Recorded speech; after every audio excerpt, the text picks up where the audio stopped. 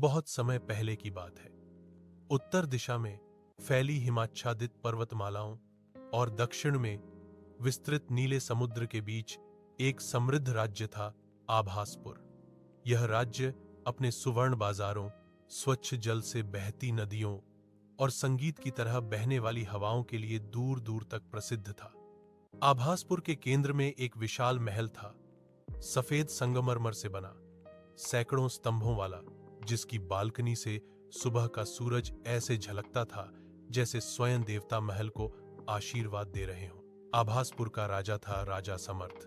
राजा समर्थ न्यायप्रिय, दयालु और वीर था, परंतु उसकी सबसे बड़ी पहचान यह थी कि वह अपने प्रजाजनों को परिवार की तरह मानता था। वह रोज दरबार में सबसे पहले गरीबों की फरियाद सुनता और आखिर में सैनिकों का हाल पूछता। उसके लिए राज्य से अधिक महत्वपूर्ण उसके लोग थे, लेकिन राजा समर्थ के जीवन में एक खालीपन था। उसकी रानी वैदेही का 3 वर्ष पहले एक दुर्घटना में निधन हो चुका था। तब से राजा का मन महल के शोर में भी अकेला हो जाता था। वैदेही की यादें महल की हर दीवार में जैसे बसी हुई थी। रात के समय वह अक्सर महल की सबसे ऊंची मीनार पर पहुंच जाता और तारों को निहारता। वैदेही को तारे बहुत पसंद थे।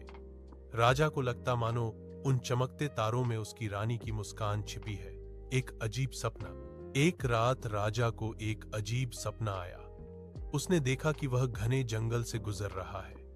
हवा में धुंध थी और उसके सामने एक वृद्ध साधु खड़ा था। साधु ने हाथ उठाकर कहा, राजन, समय तुम्हें परीक्षा के मार्ग पर बुला रहा है। आभासपुर को बचाने का उपाय पूर्व दिशा के नागवन में है।